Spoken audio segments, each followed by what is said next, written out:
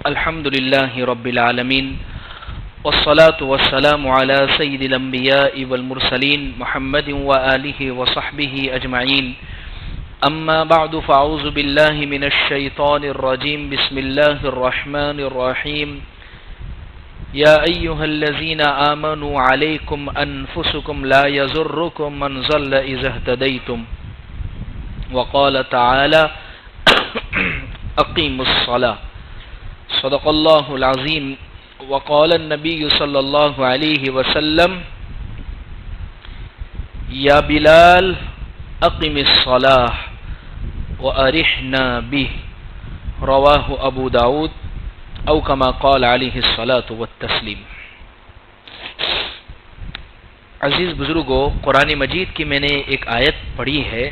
اس آیت کا ترجمہ یہ ہوتا ہے، اللہ فرماتے ہیں اے ایمان والو، علیکم انفسکم، تم پر ضروری ہے کہ تم اپنی زندگی کا جائزہ لو، اپنی زندگی میں غور و فکر کرو۔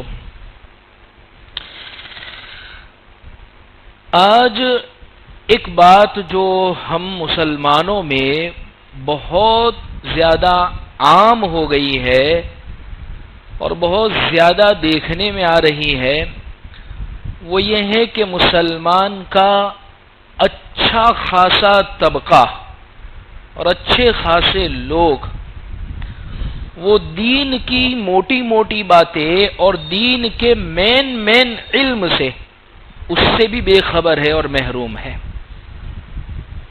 حقیقی بات ذکر کر رہا ہوں میں آپ سے۔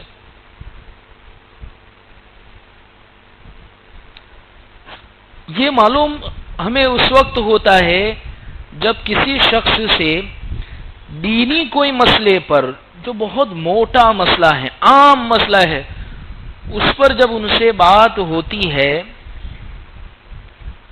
تو پتہ چلتا ہے کہ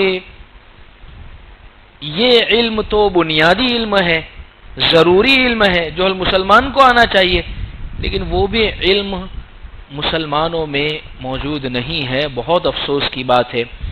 یہاں آپ کو ایک سوال ہوگا، تو پھر آپ علماء کس کام کے؟ دیکھیے ایک بات سمجھے، مدارس اور مدرسے جتنے بھی قائم ہیں، اللہ کا بڑا احسان ہے کہ ہندوستان کے اندر علماء نے مدارس کا جال بچھانے کی فکر کی اور مدارس کو قائم کیا، جس کے نتیجے کے اندر ہمیں اچھا قرآن سنانے والے تراویح میں حفاظ ملے، دین کی باتیں بتانے والے علماء ملے، مسئلے کے اوپر کھول کے گفتگو کرنے والے مفتیان کرام ملے، صحیح نہج کے اوپر فیصلہ کرنے والے قاضی ملے، اور ایسے وہ مدرسے کا جو علم ہے وہ پورا گہرا علم ہے، بہت بڑا علم ہے۔ جو علماء تیار ہوتے ہیں وہ پھر اسی طریقے پہ ان میدانوں میں خدمت کرتے ہیں۔ لیکن میں عام مسلمان کی بات کر رہا ہوں۔ عام مسلمان کو اتنا علم ہونا ضروری ہے کہ اس کو کسی بھی معاملے میں حلال اور حرام کی تمیز ہو جاوے، اس کے معاملات جو ہیں وہ درست ہو جاوے۔ بھئی روزانہ کے کاروباری معاملات پڑھتے ہیں، تعجب یہ ہوتا ہے، مجھے کئی مسئلوں میں ایسا سابقہ پڑا، ایسا واسطہ پڑا، اچھے خاصے دیندار سمجھے جانے والے لوگ وہ کوئی کاروبار کر رہے ہیں، کسی چیز کا لین دین کر رہے ہیں، کسی چیز میں لگے ہوئے ہیں، لیکن وہ پورا کے پورا ان کا جو معاملہ ہے وہ حرام سے جڑا ہوا ہے۔ ان کو اپنے ذہنی طور پر یہ لگ رہا ہے کہ یہ تو بالکل کلیئر بات ہے، بہت درست بات ہے، بالکل صحیح بات ہے، اس میں کیا یہ دو یا دو کے دو یہ چار ہوتے ہیں۔ لیکن جب تحقیق کرتے ہیں تو معلوم ہوتا ہے کہ یہ بات درست نہیں ہے۔ اچھا، اس کا الٹا بھی ہوتا ہے کہ بعض مرتبہ بہت احتیاط کرنے والا شخص کہ کہیں میں حرام میں داخل نہ ہو جاؤں تو اس لیے وہ بہت بچتا ہے، لیکن جب مسئلہ پوچھتے ہیں تو ہم بتاتے ہیں کہ یہ کوئی حرام نہیں، آپ کر سکتے ہیں، بالکل جائز ہے آپ کے لیے، اس میں کوئی دو رائے نہیں ہے۔ جیسے میں ایک موٹی سی مثال دوں، اس کی تو بات جلدی سمجھ میں آئے گی، اس لیے کہ اب رمضان بھی قریب آ رہا ہے تو یہ مسئلے بہت پوچھے جائیں گے۔ زکوٰۃ کا مسئلہ، بھئی زکوٰۃ سونے پر ہے، چاندی پر ہے، کیش پر ہے، انویسٹ کیے ہوئے پیسوں پر ہے. اس بات پر غور کرنا، انویسٹ کیے ہوئے پیسوں پر ہے زکوٰۃ. مثال کے طور پر کوئی زمین کسی نے خریدی کہ اچھا بھاؤ آئے گا تو میں نکال دوں گا. کوئی فلیٹ خریدا یا پلاٹ کسی جگہ پر خریدا کہ اچھی قیمت آئے گی تو میں اس کو نکال دوں گا. اس پر زکوٰۃ ہے، اس کو نکالنی پڑے گی. لیکن یہی زمین، یہی پلاٹ، یہی فلیٹ ابا کا تھا، ابا کا انتقال ہو گیا، وراثت میں ایک بھائی کو زمین آئی، ایک بھائی کو کارخانہ آیا، ایک بھائی کو فلیٹ آیا اور ایک بھائی کو پلاٹ آیا. کسی کے اوپر بھی زکوٰۃ نہیں ہے، کسی کے اوپر بھی زکوٰۃ. بھائی انویسٹ ابا نے کیا تھا، آپ کو ایز اے وراثت ملا ہے، ایز اے تحفہ ملا ہے. اب آپ خود اسی زمین کو اٹھا کر کوئی دوسری زمین خریدتے تو اب آپ پر زکوٰۃ آئے گی. تو میں یہ کہنا چاہ رہا ہوں عزیز بزرگوں کہ دین کا بنیادی علم جو ہمیں ہونا چاہیے، بھئی موٹا کہیں کوئی مسئلہ پھنس گیا، کوئی مسئلہ پیش آ گیا تو چلیے خیر دوسری بات ہے کہ وہ پوچھ لیں گے، لیکن بنیادی جو علم ہے. میں ایک دو بات انشاءاللہ شروع کرتا ہوں حضرت مفتی تقی عثمانی صاحب ادام اللہ فیوزہم العالیہ کے درس اور ان کی تقریر سے استفادہ کرتے ہوئے کہ انشاءاللہ یہ ایک ایک بات پر ہم عمل کریں گے تو ہمیں دین کا علم بھی ہوگا، دین کی فکر بھی ہماری زندگیوں میں آئے گی. اس میں سب سے پہلی چیز جو ہے وہ ہے قرآن کا علم حاصل کرنا. قرآن کا علم ذرا غور کریں، ہماری مین بیس، ہمارا پورا دین جس پر ہے، سب سے دین کے بنیادی، ہمیں ریفرنس میں کسی کو کوئی بات پیش کرنی ہوتی ہے تو سب سے پہلے ہم قرآن پیش کرتے ہیں. لیکن اس قرآن کے ساتھ میں اس پر نہیں آ رہا ہوں، ابھی سمجھنے کو تو ابھی بہت دور رکھیے، بہت دور رکھیے. ابھی صرف میں یہ بتلانا چاہتا ہوں ہمارا پڑھنا الحمدللہ رب العالمین. ہمارے امام صاحب بہت اچھی تلاوت ہے، تو وہاں نے کتنی اچھی تلاوت کرتے ہو، میں کیوں نہیں پڑھ سکتا ہوں ایسا؟ میں کیوں نہیں پڑھ سکتا ہوں ایسا؟ قرآن نے، احادیث نے یہ تو نہیں کہا ہے، پیارے آقا صلی اللہ علیہ وسلم نے یہ تو نہیں فرمایا ہے کہ صرف امام ہی اچھی تلاوت کرے گا. بھئی یہ فرمایا گیا ہے جو کوئی شخص بھی جب قرآن پڑھے تو قرآن کو ایسا پڑھے جیسا نازل ہوا ہے. کیوں ہمیں علم نہیں ہے قرآن کے صحیح پڑھنے کا؟ تلاوت ہم، یہ کوئی عذر نہیں ہے کہ اب تو جوانی چلی گئی، بڑھاپا آ گیا، اب کہاں. اچانک سے ایک بات یاد آئی تو ذکر کر دیتا ہوں. اللہ سے دعا کرتے ہیں کہ جتنی بھی فیکٹریاں بند ہیں اللہ اس کی کوئی خیر کی شکلیں نکال دے وے، اللہ اس میں بہتری کا معاملہ فرما دے وے. شر اگر ہو تو اللہ اس سے نجات نصیب فرما دے وے. لیکن ایک بات آئی تو میں ذکر کر دوں. بہت سارے لوگ جن کی فیکٹریاں کاروبار بند ہے، اکثر لوگوں نے اس کا کوئی حل تلاش کیا کہ یہ نہیں تو فلاں، فلاں نہیں تو فلاں، اور بہت سارے لوگ کہ اب تو یہ لائن ہی چھوڑ دے، دوسری چیز شروع کریں گے. یہاں بڑھاپا نہیں نڑ رہا ہے، کاروبار شروع کرنے کے اندر بڑھاپا نہیں ہے. بھائی وہ تو جاگیات یہاں تھی سوار، جہاں سے محنت کریں گے وہاں سے آگے بڑھائیں گے. صحابہ کرام جب ایمان لائے ہیں، بہت سارے صحابہ جب پیارے آقا صلی اللہ علیہ وسلم مدینہ المنورہ تشریف لائے اور مکہ میں بہت سارے صحابہ کو جب ایمان کی دعوت دی گئی تو آئے تو سب بچے تھوڑی تھے مکتب میں جانے والے، جوان تھے، بوڑھے تھے. جس عمر کے اندر ان کے سامنے قرآن لایا گیا اس عمر میں انہوں نے اس وقت قرآن کو سیکھا تھا. ہمارے الفاظ تو صحیح ہو قرآن کے، جیسے میں اس کی ایک ایگزامپل دوں، اور کوئی مشکل کام نہیں ہے. دیکھیے بڑھاپا ہے تو کوئی حرج کی بات نہیں، اللہ نے ہمارے درمیان میں ایسے ایسے مکاتب قائم کیے. ہمارے یہیں پر روزانہ عشاء کی نماز کے بعد بڑوں کا مدرسہ چلتا ہے، آپ آئیں تجوید کے ساتھ پڑھنا سیکھیں قرآن مجید کو. اس کا سب سے بڑا فائدہ یہ ہوگا رب قارئ للقرآن والقرآن یلعنہ، کہ دیکھیے یہ حدیث وعید والی حدیث ہے کہ حضور نے فرمایا بہت سارے قرآن پڑھنے والے ایسے ہیں کہ قرآن ان پر لعنت کرتا ہے. قرآن پڑھ رہے ہیں لیکن قرآن کہتا ہے تو بس کر ورنہ تیرے اوپر لعنت اترے گی. یہ کب ہوتا ہے؟ جب قرآن کو صحیح الفاظ کی رعایت کرتے ہوئے نہ پڑھی جاوے. جیسے میں اس کی مثال دوں، 29 حروف ہے پورے قرآن میں، اس کے علاوہ کوئی حرف نیا نہیں آئے گا. اب یہی حرف کو صحیح نکالتے ہمیں سیکھنا ہے. اگر یہ غلط جگہ سے نکل گئے تو معنی بدل جائے گا. جیسے ہم ہر نماز کی ہر رکعت کے اندر ہم پڑھتے ہیں اہدنا الصراط المستقیم. اب ایک ہے تو جس کو ہم توئیں کہتے ہیں، جونے جو ہوتے ہیں تو اب تو الحمدللہ مخرج کا ایک ہے تو، اور ایک ہے تیسرا حرف الف با اور تا. تا وہ باریک ادا ہوتا ہے اور تو وہ موٹا اور پورا ادا ہوتا ہے. لیکن اگر پڑھا اہدنا الصراط المستقیم معنی بدل جائے گا، معنی بدل جائے گا. اس کی وجہ سے قرآن مجید میں جیسے یہ درود شریف ہم پڑھتے ہیں اللہم صلی علی محمد، صلی علی محمد، صلی کا مطلب ہوتا ہے صاد. دیکھیے 4-5 حرف ایسے جو سیم ہے، لیکن اگر نکالتے سیکھیں گے تو آ جائے گا. جیسے ایک ہے سا الف با تا سا، ایک ہے سین، ایک ہے نقطے والی شین، اور ایک ہے صاد. یہ سب حروف میں فرق ہے، لیکن سیکھیں گے 29 حروف نکالنا ہو جائیں گے آسان. اب یہی درود میں اگر صاد کی جگہ اگر سین پڑھ لیا اللہم صلی علی محمد، ترجمہ ہوتا ہے اے اللہ تو درود نازل فرما، رحمت نازل فرما محمد الرسول اللہ صلی اللہ علیہ وسلم پر، لیکن پڑھ لیا اللہم صلی علی محمد.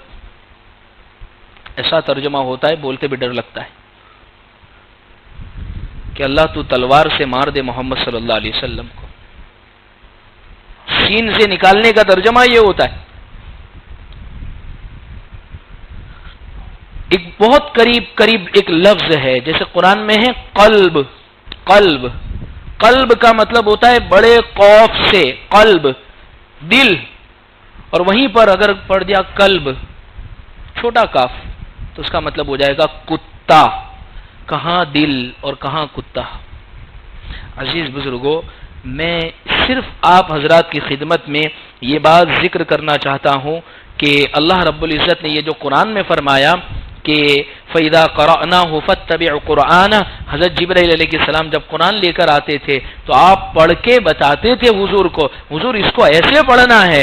اللہ نے قرآن میں بھی فرمایا کہ جب ہم آپ کے اوپر قرآن نازل کر دے تو آپ اسی کی اتباع کیجئے، اسی کے مطابق کیجئے جیسے حضرت جبرائیل علیہ السلام نے پڑھ کر سنایا. پیارے آقا صلی اللہ علیہ وسلم نے اسی طریقے سے امت کو بتایا، اور امت کے درمیان میں وہ علم منتقل ہوا، امت نے اس کو لیا، اور وہ علم تجوید کہلایا. ابھی یہ ایک آدھ مہینہ ہوا ہے غالباً ہمارے مدرسے کے اندر مدرسوں کے بچوں کا تجوید اور قرات کا ایک پروگرام تھا.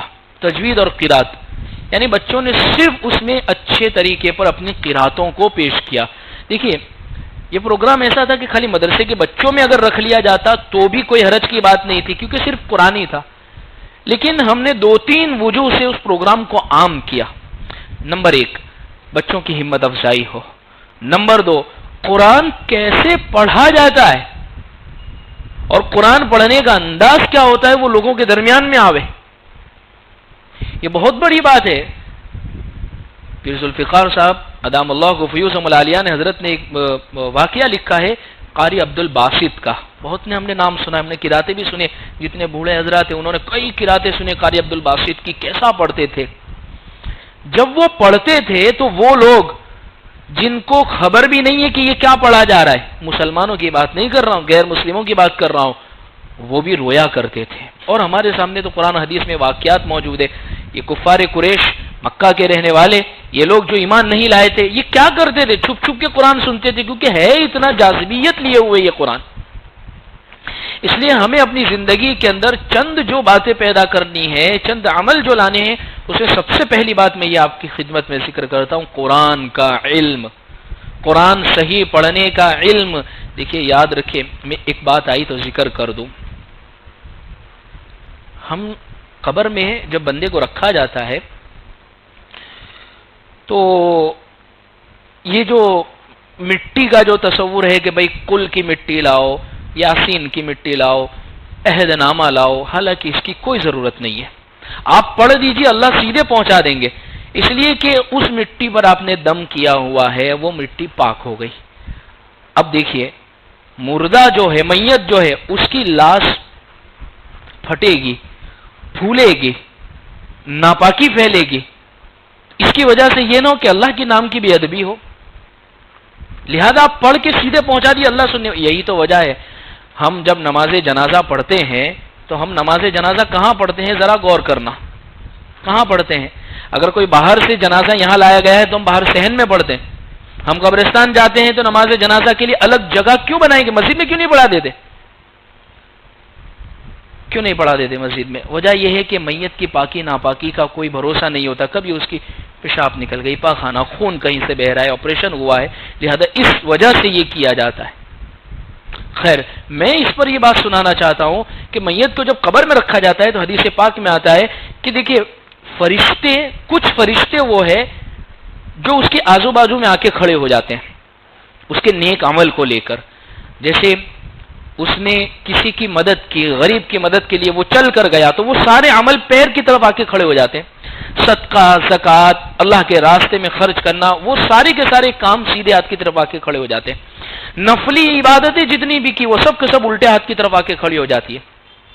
بھائی سر ہو گئے، یہ پیر ہو گئے، دونوں ہاتھ ہو گئے، سر جو پاکیزہ جگہ ہے، یہاں کیا آئے گا؟ یہاں کیا آئے گا؟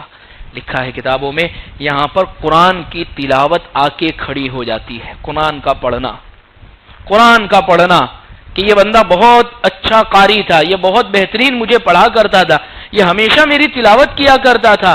اور ایک زندہ معجزہ میں بتاؤں قرآن کا، جو بندہ اہتمام کے ساتھ قرآن کی تلاوت کرے گا روزانہ، کبھی بھی ناغہ نہیں کرے گا، اللہ اس کی ارذل عمر سے حفاظت کریں گے.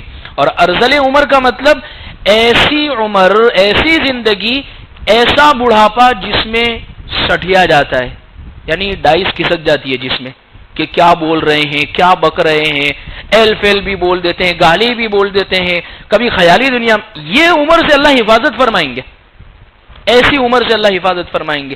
بوڑھا ہو جائے گا لیکن ہم نہیں دیکھتے ہیں کتنے اللہ والے، اب دیکھیے جتنے بھی بزرگ دنیا سے رخصت ہوئے، آخری دن جس دن انتقال ہوا اس کی صبح تک وہ کتاب پڑھتے ہوئے، وہ کچھ لکھتے ہوئے، وہ لوگوں کو مسئلے بتاتے ہوئے دنیا سے گئے. وجہ قرآن کی برکت، قرآن کی برکت ہے. لہذا سر کی جانب قرآن آ کر کھڑا ہو جائے گا اور وہ قریب نہیں آنے دے گا. وہ فرشتے جو پوچھنے کے لیے آئیں گے ان سے کہیں گے کہ بھائی آپ دور سے کھڑے رہو. تو آپ دیکھیں نا قرآن کے پڑھنے والے کو کتنا بڑا اعزاز ملا ہے. لہذا عزیز بزرگوں جائزہ لینے کی، دیکھیے ایک بات میں ذکر کروں، یہ جمعہ کا جو بیان ہوتا ہے، یہ جمعہ کا بیان صرف ہے نا ارتھنگ اور کرنٹ کی حیثیت رکھتا ہے. بس پیدا ہمیں اپنی زندگی میں پورا کرنا پڑے گا. یہ 30 منٹ کے اندر پورا علم نہیں بتا پائیں گے. یہ 30 منٹ تو ہوتی ہے کہ تھوڑی فکریں آ جاوے، اور فکریں آئے گی تو پھر انسان کو خود کو کرنا پڑے گا. ہم بچے نہیں ہیں کہ انگلی پکڑ پکڑ کر ہم ایک ایک چیز بتائی جائے گی. ہماری زندگی میں فکر آ گئی، میں بالغ ہوں، میں عاقل ہوں، میں سمجھدار ہوں، میں مسلمان، اب مجھے ان چیزوں کی فکر کرنی پڑے گی. اور دیکھیے دین کے علم کے بارے میں کوئی عذر ہمارے پاس کسی قسم کا بھی باقی نہیں ہے، کوئی بھی عذر کہ یہ فلاں نہیں، کوئی بھی عذر نہیں، ہم کر سکتے ہیں. اور کوئی اتنا مشغول نہیں ہے دنیا میں کہ اس کو اس کا ٹائم نہیں ملے. کوئی بھی اتنا مشغول نہیں ہے. ایک بات ذہن میں رکھیے، ہر ایک کے لیے ترتیب بنانے سے سب ٹائم اور سب وقت نکل جاتے ہیں. پہلی فکر تو یہ کرنی ہے ہمارا قرآن صحیح ہو. دوسری ہمیں یہ فکر کرنی ہے، یہ رجب کا مہینہ چل رہا ہے اور رجب کے مہینے کو بڑی فضیلت حاصل ہے، محترم مہینہ ہے. اور اسی مہینے کے متعلق حضور جب آ جاتا تھا، یہ مہینہ شروع ہوتا تھا تو حضور دعا فرماتے تھے، اللہم بارک لنا فی رجب و شعبان وبلغنا رمضان. اللہ رجب میں برکت دینا، شعبان میں برکت دینا، ہمیں رمضان تک پہنچا دینا. 4 مہینے جو احترام والے، جس میں مشرکین مکہ وہ جنگ نہیں کرتے تھے، احترام کرتے تھے، اس میں یہ رجب کا مہینہ ہے. پہلے جو قربانی ہم ذوالحجہ کے مہینے کی 10 تاریخ کو کرتے ہیں، یہ فرض ہونے سے پہلے جو قربانی فرض تھی وہ اسی رجب کے مہینے میں فرض تھی، جس کو ہم قربانی کہتے ہیں، پہلے اس کو عقیرہ کہا جاتا تھا. تو یہ فضیلت وار. اس مہینے کی سب سے بڑی اہم خصوصیت یہ ہے علی اختلاف الاقوال، اور بعض علماء نے اتفاقی طور پر فرمایا کہ اس مہینے کے اندر حضور کو معراج ہوئی، اور اسی معراج کا جو اہم تحفہ ہے وہ ہے نماز. نماز. اب دیکھیے نماز کی فضیلت ہم نے سے کس کو معلوم نہیں ہے؟ ظاہر سی بات ہے سب کو پتا ہے. نماز اتنی اہم عبادت ہے، قرآن میں 700 جگہ پر اللہ نے نماز کا تذکرہ کیا ہے، 700 جگہ پر. اور جو بات بار بار کہی جائے اس کا مطلب یہ بہت اہم ہے. جتنے بھی نبی آئے سب کے یہاں پر نماز جیسی کیفیت، جیسے اس وقت کی ضرورت اور الگ الگ ہیئت کے لحاظ سے ان پر نماز فرض تھی. جیسے حضرت ابراہیم علیہ السلام کا ذکر ہے تو وہ دعا کر رہے رب اجعلنی مقیم الصلاۃ ومن ذریتی ربنا وتقبل دعا، اے اللہ مجھے نماز کا پابند، میری اولاد کو نماز کا پابند بنا. حضرت شعیب علیہ السلام کو قوم نے جو تانا دیا تو کیا دیا؟ یا شعیب الصلاۃ تأمرک ان نترک ما یعبد آباؤنا ونفعل فی اموالنا ما نشاء. اے شعیب کیا تمہاری نماز تمہیں اس بات کا حکم دیتی ہے کہ ہم یہ سب کچھ چھوڑ دے؟ حضرت زکریا علیہ السلام کے بارے میں قرآن مجید یہ کہہ رہا ہے کہ وہ بالکل کونے میں داخل ہو جاتے، اکیلے تنہائی کے اندر نماز کا اہتمام کرتے. تو نماز سب میں فرض تھی الگ الگ اعتبار سے. اس امت کی خصوصیت 5 وقت کی نماز، اور اس میں بھی سب سے بڑی خصوصیت عشاء کی نماز. پچھلی سب امتوں میں 2 3 1 نماز کی کیفیت الگ الگ رہی ہوگی. اس امت کو 5 نماز اللہ نے دی ہے، اور اس میں بھی صرف عشاء کی نماز اسی امت کی خصوصیت. پچھلی امتوں میں عشاء نہیں تھی. تو یہ اللہ تبارک و تعالی نے نماز کے متعلق اس طریقے پر یہ چند باتیں ذکر فرمائی ہیں. لہذا عزیز بزرگوں، ہماری یہ ذمہ داری بنتی ہے کہ جب اتنا دین کا اہم ستون ہے، جب دین کی اتنی اہم ذمہ داری ہے، تو اس نماز کے متعلق ہماری یہ ذمہ داری بنتی ہے کہ اس کو ذرا دھیان اور توجہ سے پڑھیں. حضور کی حدیثیں ہم جب دیکھتے ہیں تو ایک جگہ پر وفد عبد قیس آیا حضور کی خدمت میں اور فرمایا حضور کچھ باتوں کا حکم کر دیجئے. حضور نے 4 باتوں کا حکم کیا، اس میں ایک بات نماز بھی تھی کہ بس نماز پابندی سے پڑھنا. اور وہ وفد نے کہا ہم یہ 4 باتوں پر عمل کریں گے. حضور نے فرمایا اگر یہ اسی کو پکڑ لیں گے تو یہ لوگ کامیاب ہیں. یعنی نماز اس میں ہے کہ گویا ہم نے اس کو اہتمام سے پڑھ لیا تو ہم کامیاب ہیں. ایک جگہ پر حضور نے فرمایا میری آنکھوں کی ٹھنڈک نماز میں ہے. میں نے ابھی خطبے میں حدیث پڑھی، یعنی حضور حضرت بلال سے یوں فرما رہے ہیں اقیم الصلاۃ، بلال نماز قائم کرو، وارحنا بی، ہمیں اس کے ذریعے سے راحت دو. ہمارا نماز پڑھنا حضور کے راحت کا ذریعہ ہے. گویا بچے پر کوئی بھی عبادت ضروری نہیں ہے. نابالغ بچے کو شریعت نے کسی بھی عبادت کے متعلق نہیں کہا ہے.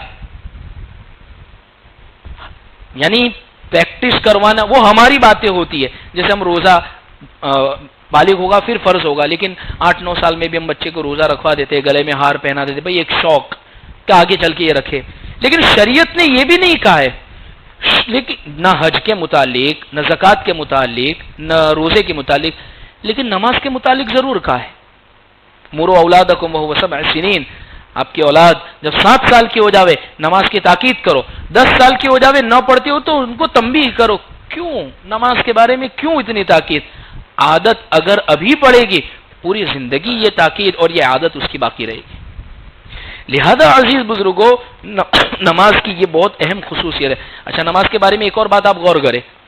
دوسری سب عبادتیں ایک طبقے والے پر فرض ہے اور دوسرے طبقے والے پر فرض نہیں ہے. جیسے زکوٰۃ بھائی مالدار پر غریب پر نہیں ہے، حج مالدار پر غریب پر نہیں، روزہ تندرست ہے تو ہے، باقی اگر بیماری ہے تو روزہ بھی معاف ہے. نماز ایک ایسی چیز ہے سب پر فرض ہے، مالدار ہو، غریب ہو، بیمار ہو، تندرست ہو. بھائی بیمار ہے تو بھائی تو مت کھڑا ہو، لیکن بیٹھ کے لیٹ کے اشارے سے پڑھ لے. دوسری سب عبادتوں میں آپ غور کریں، یا تو وہ پوری کرنی ہے یا نہیں ہے تو پھر نہیں ہے. جیسے حج، ایسا نہیں ہے کہ مجھے صرف مینا تک جانے کے پیسے ہیں یا مینا تک میں جا سکوں اور وہاں سے واپس آ جاؤں گا تو آدھا حج اللہ قبول کر لیں گے. یا روزہ، بھائی بیماری ہے کیا کروں، چلو نا دوپہر تک کا میں رکھ لیتا ہوں تو دوپہر تک کا بھی اللہ ثواب دے دیں گے. بھائی ہے ہی نہیں. زکوٰۃ 2.5% ادا کرنی ہے تو ایسا نہیں ہے کہ مجھے 2.5 میں 1% ادا کروں گا لیکن استعمال میں بھائی ہے تو ہے، نہیں ہے تو نہیں ہے. نماز ایک ایسی عبادت ہے جو یوں سمجھ لیجئے بعضوں پر پوری ہے، اور اگر پوری نہیں ہے تو کم سے کم آدھی بھی پڑھ لو. جیسے مسافر سفر میں، بیمار تو کھڑے ہو کے نہیں پڑھ سکتا تو بیٹھ کر پڑھ لے، لیٹ کر پڑھ لے اشارے. تو یہ ہے نماز. تو یہ نماز کی فضیلت ہے، یہ نماز کی اہمیت ہے. اس نماز کے متعلق ہمیں چند چیزوں پر غور کرنا پڑے گا. نمبر 1، سب سے پہلے تو نماز کو ہم بالکل اطمینان سے پڑھیں، جلدی جلدی نہ پڑھیں، ورنہ حضور نے حدیث میں جلدی جلدی پڑھنے سے نماز کو منع فرمایا گیا ہے. ہوتا یہ ایک مشین کی طرح بس کھڑے ہو گئے اور چل رہی ہے بہت جلدی جلدی. نہیں، سکون اور اطمینان سے پڑھے. جیسے حضور نے فرمایا صلو کما رأیتمونی اصلی، اور حضور نے نماز پڑھ کے بتائی اور حضور نے بہت اطمینان سے نماز کو ادا کی، بہت اطمینان سے نماز کو ادا. ہاں اگر امام ہیں آپ کسی قوم کی امامت کر رہے ہیں تو وہاں نماز ہلکی پھلکی ہو.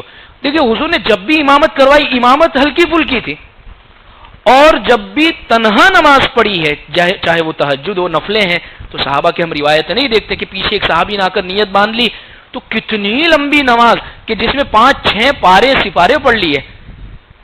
معلوم یہ ہوتی ہے بات کہ نماز جب پڑھائی جا رہی ہے تو وہ نماز ہلکی پھلکی ہونی چاہیے.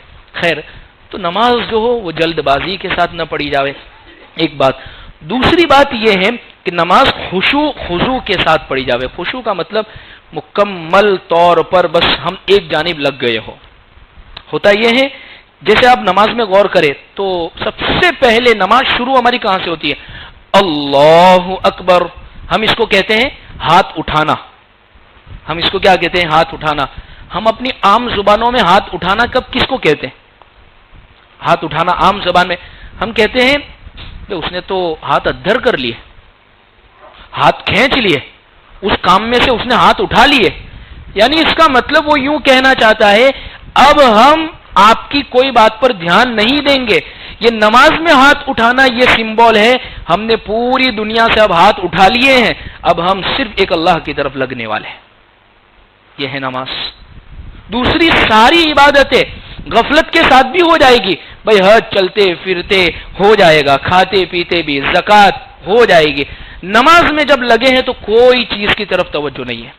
تو نماز میں خشوع ہو، دھیان ہو، توجہ ہو مکمل طور پر. یعنی جو پڑھ رہے ہیں الحمدللہ رب العالمین تو الفاظ کا تصور ہو. بھائی میں یہ پڑھ رہا ہوں سبحان ربی العظیم تو میں یوں کہہ رہا ہوں اللہ سب سے عظمت والی اگر کوئی ذات ہے اس پوری کائنات میں تو آپ کی ذات ہے. سب سے بلند مرتبے والی اگر کوئی ذات ہے تو میں سجدے میں اس چیز کا اقرار کر رہا ہوں. یہ ہے نماز. یہ ہے نماز کیسی دھیان اور خشوع اور توجہ سے پڑھنی چاہیے. اس کے بعد نمبر آتا ہے نماز کے بارے میں سیکھنا.